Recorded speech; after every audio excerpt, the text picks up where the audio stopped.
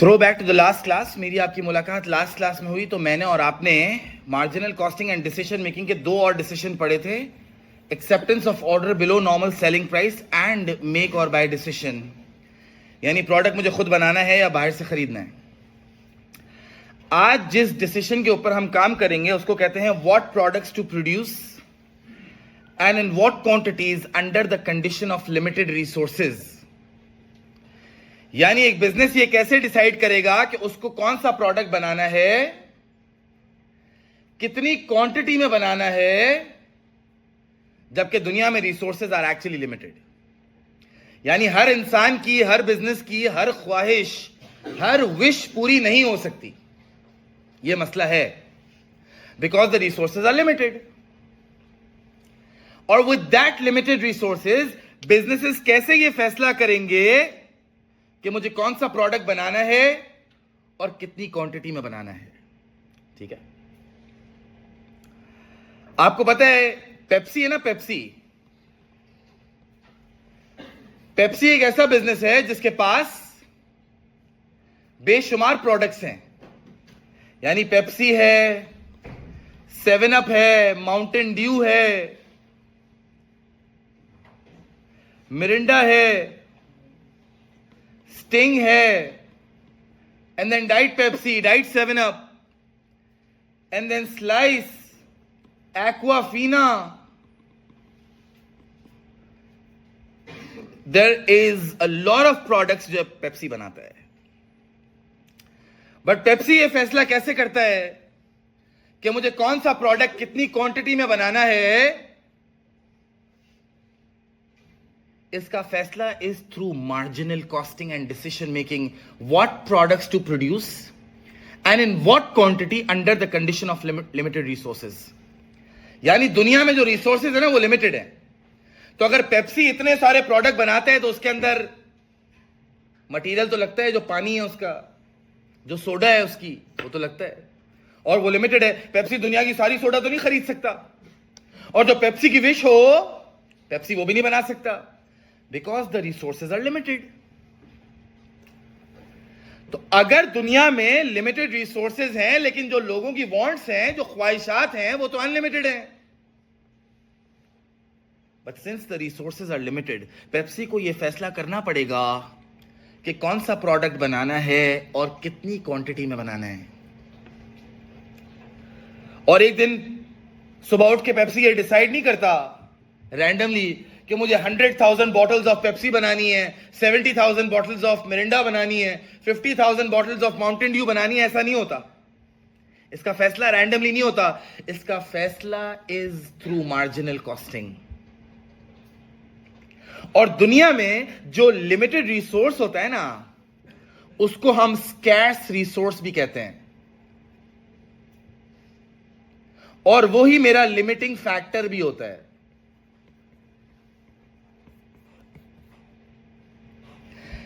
Scars resource वो वाला resource है जो दुनिया में शॉर्ट है, विच इज लिमिटेड। अगर पेप्सी को सारी क्वांटिटी बनानी है तो उसको बहुत सारा मटेरियल चाहिए होगा जो कि लिमिटेड है। तो businesses come to a decision कि मुझे कौन सा प्रोडक्ट बनाना है और कितनी क्वांटिटी में बनाना है, और इसका फैसला कंट्रीब्यूशन पर यूनिट पे नहीं होता। इसका फैसला कंट्रीब्यूशन पर यूनिट पे नहीं होता। इसका फैसला होता है कंट्रीब्यूशन पर लिमिटिंग फैक्टर पे। The decision is made on contribution per limiting factor. अब वो क्या चीज है उस पर इंशाल्लाह बात करेंगे। यानी पेप्सी को अगर यह फैसला लेना है कि कौन सा प्रोडक्ट बनाना है और कितनी क्वांटिटी में बनाना है,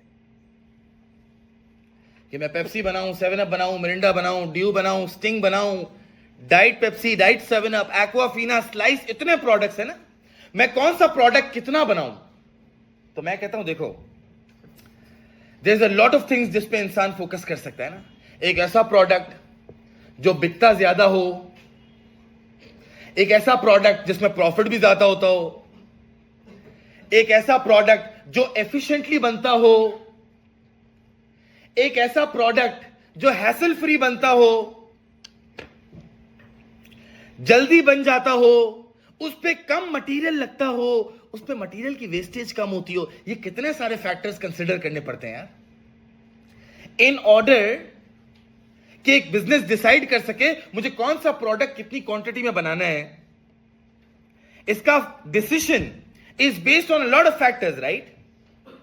एक ऐसा product which makes huge profits, has good amount of sales, is more efficient, takes less time, takes less material.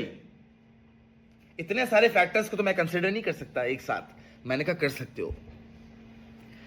ये सारे फैसले कि एक प्रोडक्ट कितना प्रॉफिट करता है, ज्यादा बिकता है, जल्दी बनता है, एफिशिएंटली बनता है, लिमिटेड रिसोर्स कम से कम इस्तेमाल करता है, इसका फैसला is based on contribution per limiting factor.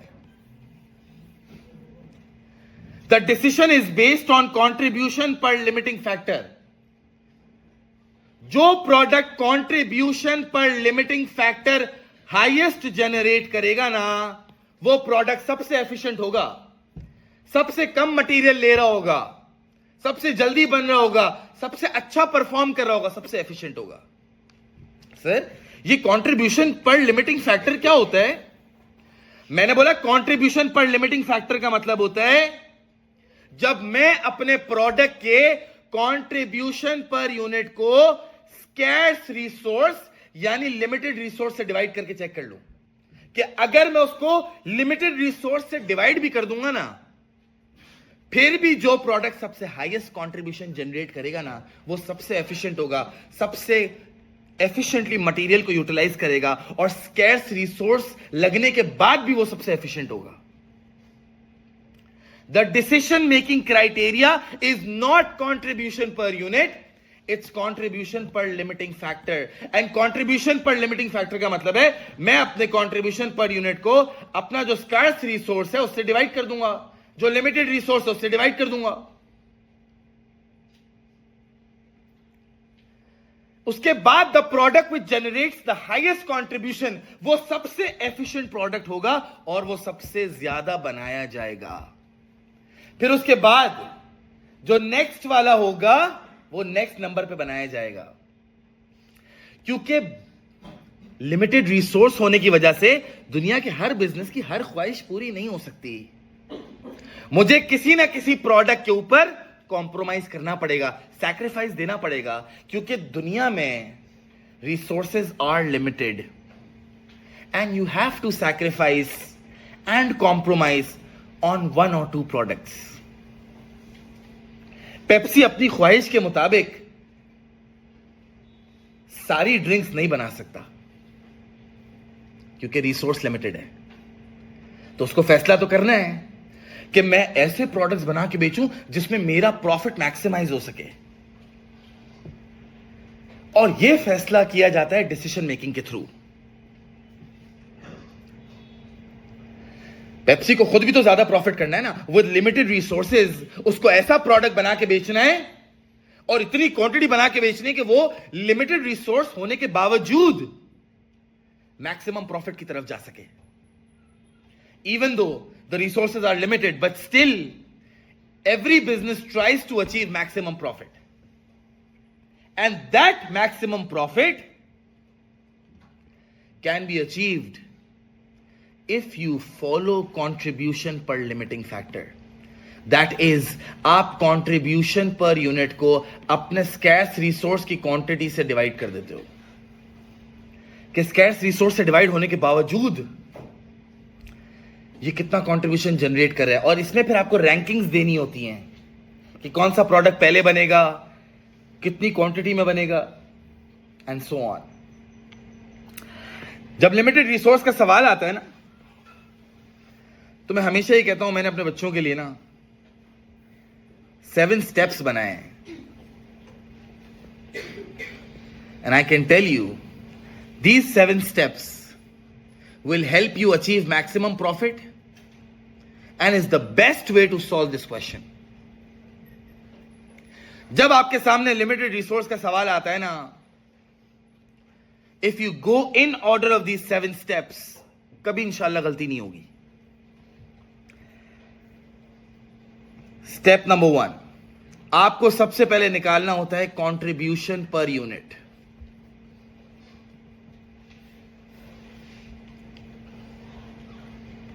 Step number 2, आप निकालते हो scarce resource quantity per product. यानी जो आपका स्कैर्स रिसोर्स है उसकी कितनी क्वांटिटी लग रही है हर प्रोडक्ट के ऊपर. अगर पेप्सी के पास scarce resources material, right, drinks, soda, पानी, तो उसकी कितनी क्वांटिटी लग रही है एक प्रोडक्ट पे, वो निकालनी होती है. Number 3 is my wish. Wish का मतलब मेरी विश के मुताबिक मुझे कितनी क्वांटिटी ऑफ लिमिटेड रिसोर्स की जरूरत है. Step number 4 is contribution per limiting factor. के लिमिटेड फैक्टर यानी स्कैर्स रिसोर्स लगने के बावजूद कितना कंट्रीब्यूशन जनरेट कर रहा है प्रोडक्ट. इसका फॉर्मूला इज वेरी सिंपल, अभी आपको दिखा देंगे इंशाल्लाह आगे. Contribution per unit divided by scarce resource quantity. Scarce resource quantity का मतलब ये वाला step number 2.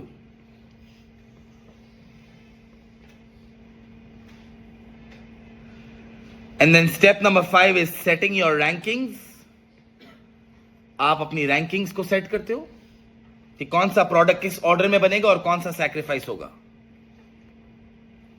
And then you have a production plan कि आपको कौन सा प्रोडक्ट कितनी क्वांटिटी में बनाना है, ये एक प्लान सेट होगा. और finally your maximum profit that your business can achieve. ये 7 स्टेप्स करोगे, you can easily find out कि एक बिजनेस को लिमिटेड रिसोर्सेज, स्कार्स रिसोर्स होने के बावजूद कौन सा प्रोडक्ट बनाना है और कितनी क्वांटिटी में बनाना है. जाहिर सी बात है वही प्रोडक्ट बनाओगे ना जिससे प्रॉफिट भी ज्यादा हो, एफिशिएंट भी हो, कम टाइम में बनता हो, कम मटेरियल यूज करता हो, स्कैर्स रिसोर्स को एफिशिएंटली यूज करता हो. दीज आर द 7 स्टेप्स जिस पे लग के आप किसी भी बिजनेस का मैक्सिमम प्रॉफिट अचीव कर सकते हो. If the question is on limited resource. And that limited resource could either be material, could be labor hours, labor भी short हो सकती है ना, और could be variable overheads, कुछ भी हो सकता है. किसी भी चीज की शॉर्टेज पड़ सकती है बिजनेस को, और कोई भी रिसोर्स बिजनेस का लिमिटेड हो सकता है क्योंकि दुनिया में सारे रिसोर्सेज लिमिटेड हैं. ऐसे ही है ना. Step number 1 contribution per unit. Step number 2 scarce resource quantity per product. एक प्रोडक्ट पे कितनी स्कैर्स रिसोर्स की क्वांटिटी लग रही है. अगर मटेरियल स्कैर्स है तो कितना लग रहा है मटेरियल. लेबर आवर्स स्कैर्स है तो कितने लेबर आवर लग रहे हैं. तीसरे नंबर पे योर विश. तुम्हारे बिजनेस की विश क्या है, ख्वाहिश क्या है. लेकिन सबकी ख्वाहिशात पूरी नहीं हो सकती, नहीं हो सकती. जब भी तो ये डिसीजन आया है कि what products to produce and in what quantity under the condition of limited resources in order to maximize profit. Wish के बाद आता है contribution per limiting factor. Check करता हूं स्कैर्स रिसोर्स लगने के बावजूद किस प्रोडक्ट का कंट्रीब्यूशन हाईएस्ट है. फिर रैंकिंग देता हूं ताकि यह पता चले कौन सा प्रोडक्ट पहले बनेगा, कौन सा बाद में बनेगा, किस पे सैक्रिफाइस या कॉम्प्रोमाइज करना है. और आखिर में एक प्रोडक्शन प्लान आता है और फिर मैक्सिमम प्रॉफिट आता है. To explain all of these steps one by one, I have an example question for you guys. और ये एग्जाम्पल क्वेश्चन आज आपकी हेल्प करेगा टू डिसाइड कि कौन सा प्रोडक्ट बनाना है और कितनी क्वांटिटी में बनाना है जब लिमिटेड रिसोर्स है तो. ठीक है, लेट्स डू दिस स्लोली और आपको समझाते हैं इंशाल्लाह. A business produces 4 products. The costs and revenue details are as follows. Product A, B, C and D. ये चारों प्रोडक्ट्स की मुझे सेलिंग प्राइस दी हुई है, इतने का बिकता है. चारों प्रोडक्ट्स की मुझे वेरिएबल कॉस्ट दी हुई है, which includes direct material, direct labour and variable overhead. ये रहा सारा मटेरियल, ये सारा लेबर और ये सारा variable overhead.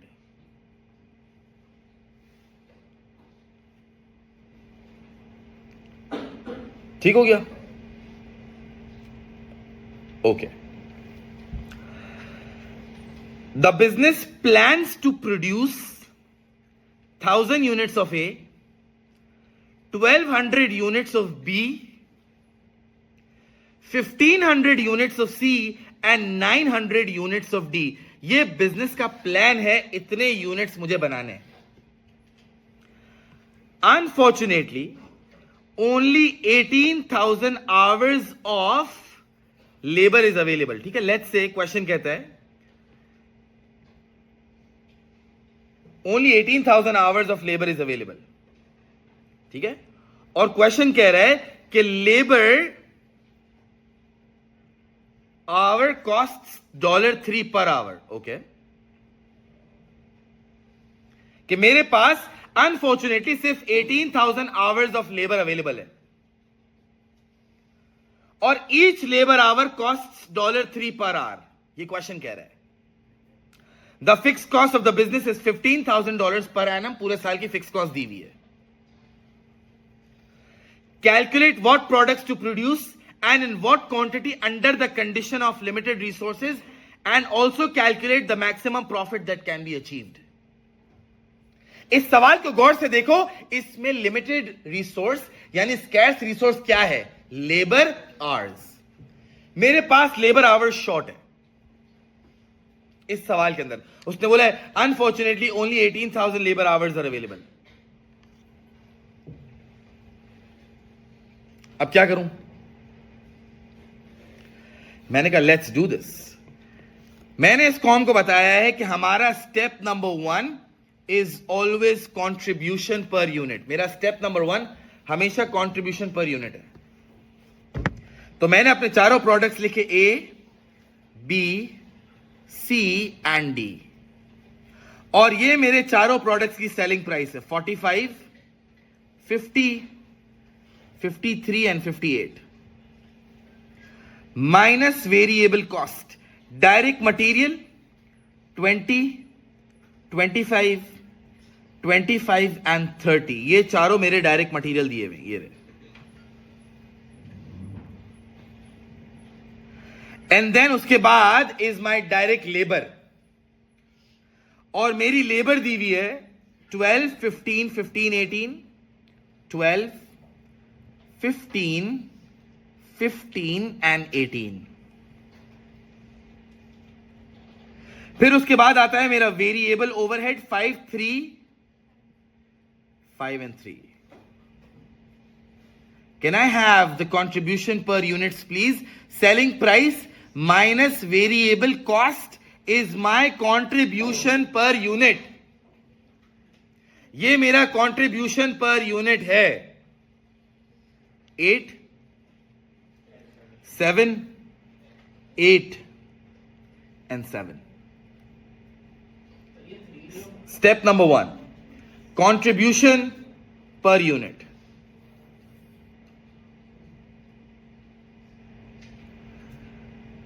Eight, 7, 8, 7. Step number 1.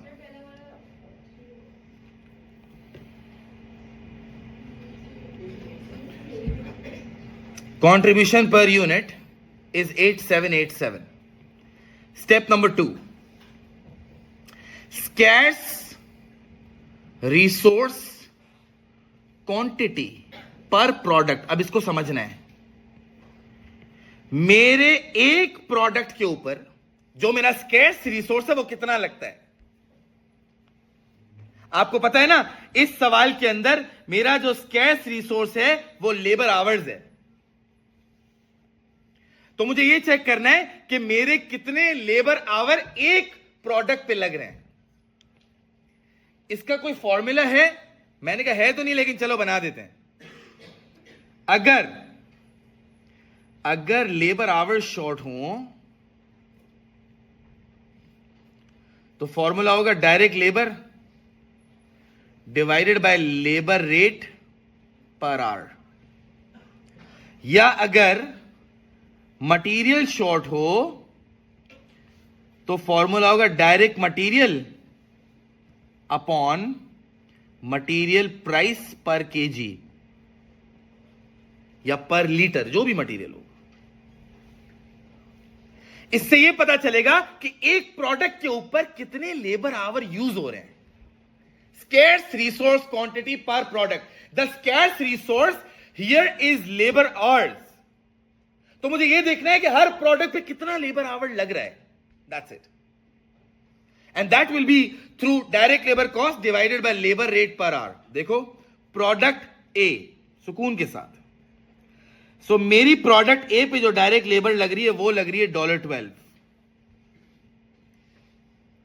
Right, divided by उसने बोला है कि labour cost $3 per hour, so the labour rate per our is $3। इसका मतलब एक प्रोडक्ट ए बनाने के लिए मुझे 4 आवर्स ऑफ लेबर चाहिए, एक प्रोडक्ट ए बनाने के लिए।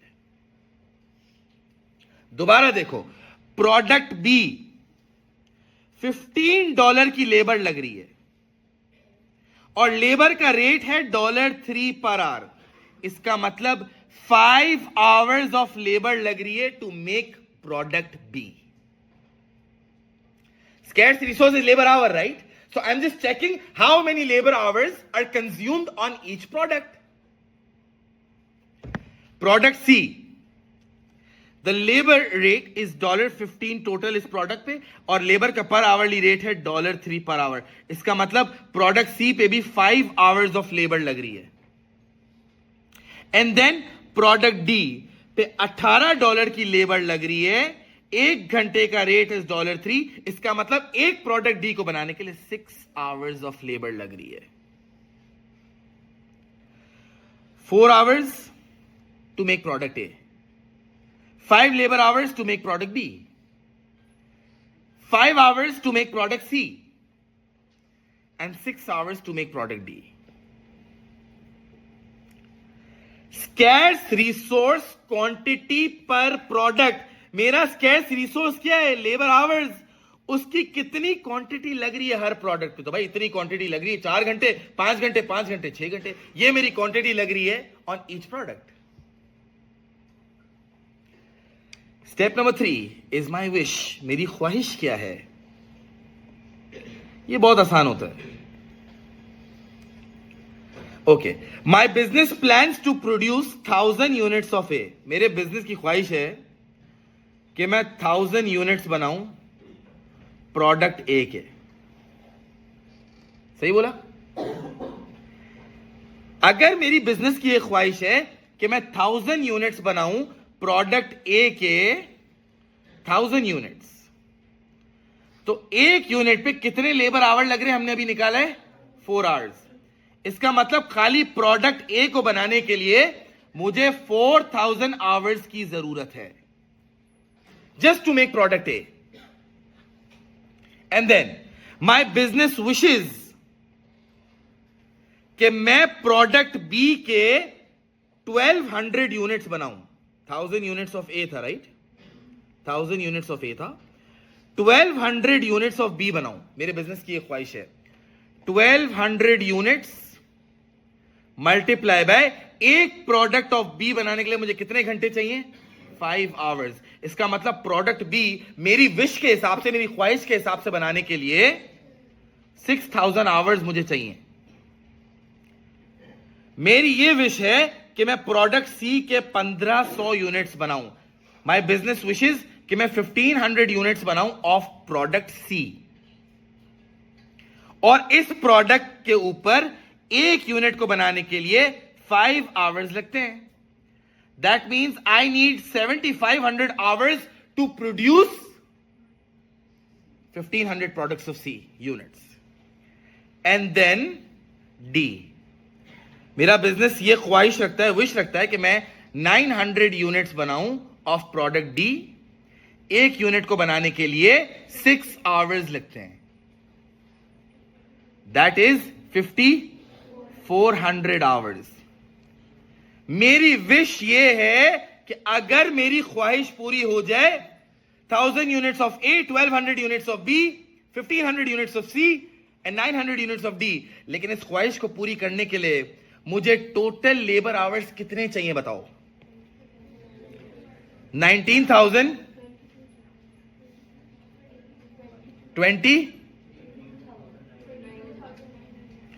22,900 आवर्स चाहिए मुझे, just to make 1000 units of A, 1200 units of B, 1500 units of C and 900 units of D. I need 22,900 hours. But read the question कि मेरे पास सिर्फ अवेलेबल आवर्स कितने हैं? Unfortunately, I only have 18,000 hours of labor available. मेरे पास सिर्फ 18,000 hours of labor available है. Labor hours available. मेरे पास जो लेबर आवर्स अवेलेबल है वो सिर्फ और सिर्फ 18,000 आवर्स है. समझदार हो, देख लो, ये मेरी ख्वाहिश है, लेकिन क्या ये पूरी हो सकती है? नहीं, क्योंकि मेरे पास लेबर आवर्स शॉर्ट है. तो इसका मतलब मुझे किसी ना किसी प्रोडक्ट के ऊपर सैक्रिफाइस, कॉम्प्रोमाइज करना पड़ेगा. मुझे किसी ना किसी प्रोडक्ट पे सैक्रिफाइस करना पड़ेगा, क्योंकि मेरी विश के मुताबिक 22,900 आवर्स चाहिए, बट मेरे पास सिर्फ 18,000 आवर्स अवेलेबल है. So now what's the solution? The solution is very simple. I will go for contribution पर लिमिटिंग फैक्टर.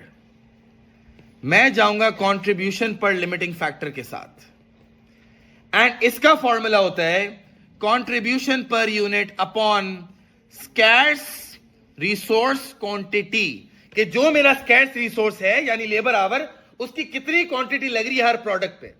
और ये चीज हमने कहां निकाली थी पता है? स्टेप नंबर 2 में.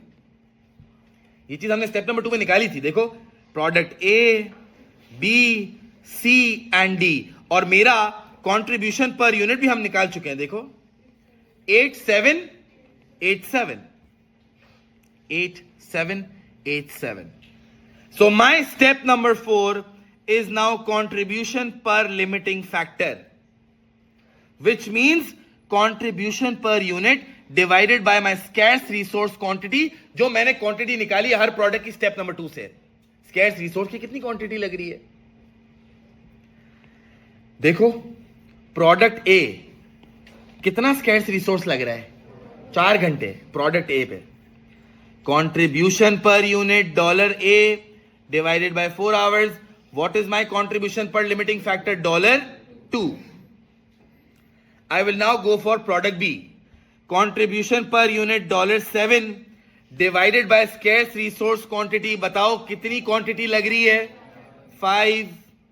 आंसर आ गया 1.4. Product C, contribution per unit $8. कितनी क्वांटिटी लग रही है स्कैर्स रिसोर्स की? 5. 1.6.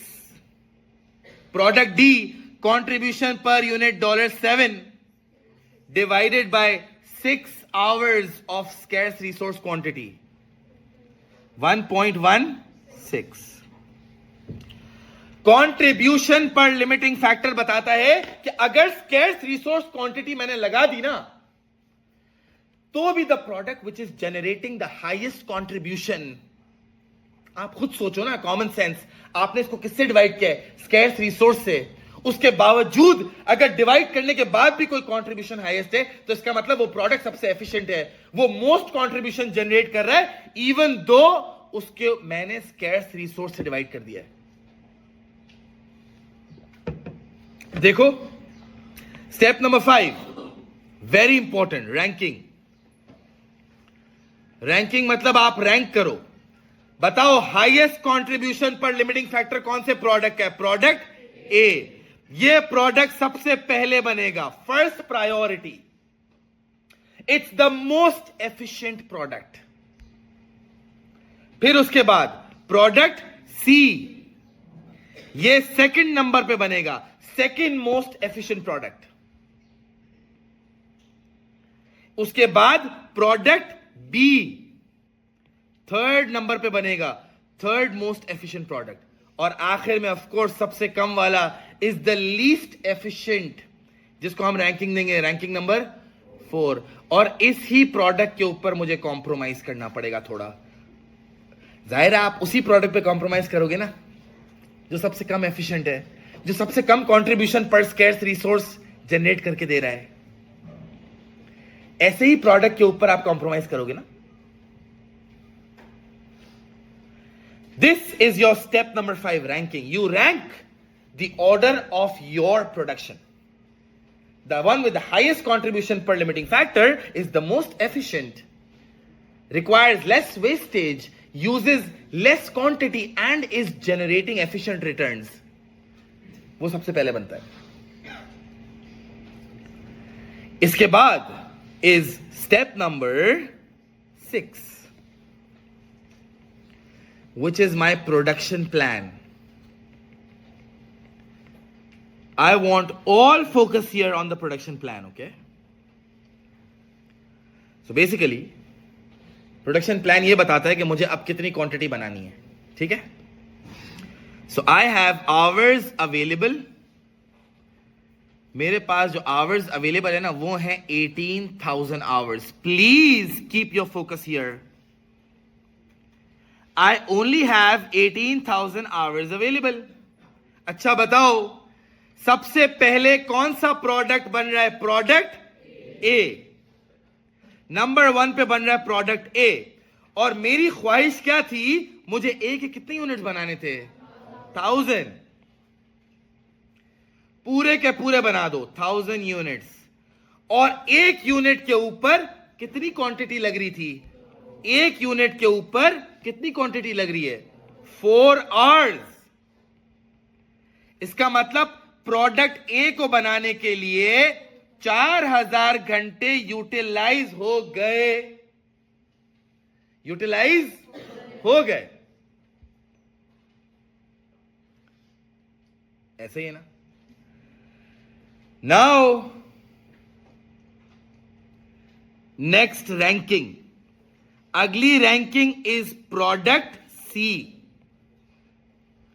Number 2 product C. इसके कितने यूनिट्स मुझे बनाने थे? 1500। 1500 यूनिट्स मुझे बनाने हैं। और प्रोडक्ट सी पे कितने आवर्स लग रहे हैं? 5 आवर्स यूटिलाइज होंगे। 5 आवर्स। ये आ गए 7500 आवर्स यूटिलाइज हो गए। नेक्स्ट थर्ड नंबर पे मैं बना रहा हूं प्रोडक्ट बी। पूरे का पूरा बनेगा। बी के कितने यूनिट्स बन रहे हैं? देखो 1200। और एक यूनिट पे कितने आवर्स लग रहे हैं? 5। Okay, so 1200 units multiply by 5 hours, 6000 hours इसमें यूज हो गए। 18000 घंटे इसमें से पूरा प्रोडक्ट ए बनेगा 1000 यूनिट्स, तो 4000 घंटे यूटिलाइज हो गए। फिर प्रोडक्ट सी बनेगा 1500 यूनिट्स, 7500 आवर्स यूटिलाइज हो गए। फिर प्रोडक्ट बी बनेगा थर्ड रैंकिंग के हिसाब से 1200 यूनिट्स, 6000 आवर्स यूटिलाइज हो गए। ये माइनस करो और चेक करो मेरे पास रिमेनिंग आवर्स कितने रह गए हैं? 500 आवर्स। इस रिमेनिंग आवर्स के ऊपर मुझे बनाना है प्रोडक्ट डी। ये रहा प्रोडक्ट डी। अच्छा अब एक काम करो, विश को देखो जाके। अगर मुझे अपनी विश पूरी करनी होती प्रोडक्ट डी की, जो कि 900 यूनिट्स थी, तो मैं कितने आवर्स चाहिए होते मुझे? 50। क्या मेरे पास अब 5400 आवर्स बचे? I have to compromise on product D. and I will only make the number of units in these 500 hours. वो कैसे पता चलेगा? मैंने कहा बहुत आसान है. शाबाश. I have only 500 hours available. एक यूनिट ऑफ डी बनाने के लिए कितने घंटे लगते हैं? 6 घंटे. मेरे पास 500 hours है, divided by each unit requires 6 hours. Tell me how many units do I produce? How many units? 83.3. मतलब मैं सिर्फ 83 यूनिट्स बना सकता हूं. मल्टीप्लाई बाय 6 आवर्स करूंगा तो ये 500 आवर्स भी यूटिलाइज हो जाएंगे. इसका मतलब I have my final production plan in front of you. I will make 1000 units of A, 1500 units of C, 1200 units of B, but I cannot make 900 units of D because I do not have enough hours available. Labor hours are short, they're scarce. I can only make 83 units. और वैसे भी ये least efficient product था, तो मुझे compromise इसी पे करना बनता था. The last thing is calculate. Step number 6. Calculate the maximum profit achieved. मैंने कहा ठीक है. A, B, C, D. Contribution per unit मैं already निकाल चुका हूं. That is 8787. ये कंट्रीब्यूशन मैं निकाल चुका हूं. 8787 multiply by the quantity that I have decided. मैंने एक क्वांटिटी डिसाइड कर ली है ना अभी प्रोडक्शन प्लान के अंदर. 1000 units of A, 1200 units of B, 1500 units of C, but only 83 units of D.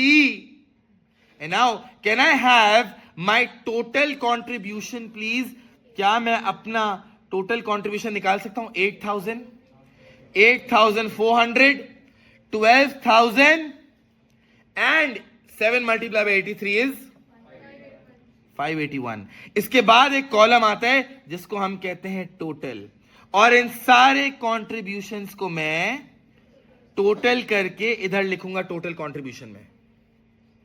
Total contribution में, right? So this will be 28,981 is my total contribution, and I will subtract my fixed cost for the year from this contribution, which was given in the question as $15,000 per annum. So what is the maximum profit my business can make with only 18,000 hours of labor available? Is 13,981. आप दुनिया की कोई भी technique लगा के check कर लो, इससे ज्यादा प्रॉफिट आप नहीं कमा सकते. This is your best bet and your best solution कि जब तुम्हारे पास कोई लिमिटेड रिसोर्स हो तो फैसला कंट्रीब्यूशन पर लिमिटिंग फैक्टर पे होगा. मेक सेंस यार. लिमिटिंग फैक्टर मतलब स्कैर्स रिसोर्स ना. कंट्रीब्यूशन के ऊपर से स्कैर्स रिसोर्स को डिवाइड किया तो जो अभी भी हाईएस्ट कंट्रीब्यूशन दे रहा है वो सबसे पहले बनेगा, फिर सेकंड नंबर पे, फिर थर्ड नंबर पे, और फोर्थ नंबर वाला इज द लीस्ट एफिशिएंट, सबसे बेकार एफिशिएंसी है, वो आखिर में प्रोड्यूस होगा तो उसी पे कॉम्प्रोमाइज होगा. इससे ₹1 ज्यादा भी प्रॉफिट आप नहीं कमा सकते. This is the maximum profit you can achieve given the resources are limited. Again, contribution per unit, scarce resource quantity per product. यहां पे लेबर आवर है तो direct labour divided by labour rate per hour. अगर material होता तो direct material divided by material per KG या material per litre, जो भी दिया हुआ होता. इससे यह पता चलता है कि एक प्रोडक्ट पे कितना स्कैर्स रिसोर्स लगता है, लेबर आवर कितने लगते हैं या फिर मटेरियल कितना केजी लगता है. फिर विश होती है कि मेरे बिजनेस की ख्वाहिश के हिसाब से मुझे इतने प्रोडक्ट्स बनाने थे और इस पे इतने आवर्स लग रहे थे, तो 22,900 आवर्स की मुझे जरूरत थी, but unfortunately only 18,000 hours was available. And then contribution per limiting factor, इसको स्कैर्स रिसोर्स से डिवाइड किया to check which product is generating the best efficiency. The one with the highest contribution per limiting factor will generate the highest efficiency. फिर ranking होती है 1, 2, 3 and 4, फिर production plan होता है 1, 2 and 3 वाले as it is बन गए, fourth पे मैंने कॉम्प्रोमाइज किया क्योंकि मेरे पास सिर्फ 500 आवर्स अवेलेबल थे और मैं डिवाइड बाय 6 आवर करके चेक किया, I can only make 83 units. Contribution per unit multiply by the production that you have decided इस टोटल कंट्रीब्यूशन, इन चारों प्रोडक्ट्स की कंट्रीब्यूशन का टोटल किया और अपनी फिक्स कॉस्ट माइनस की, this is the maximum profit I can achieve.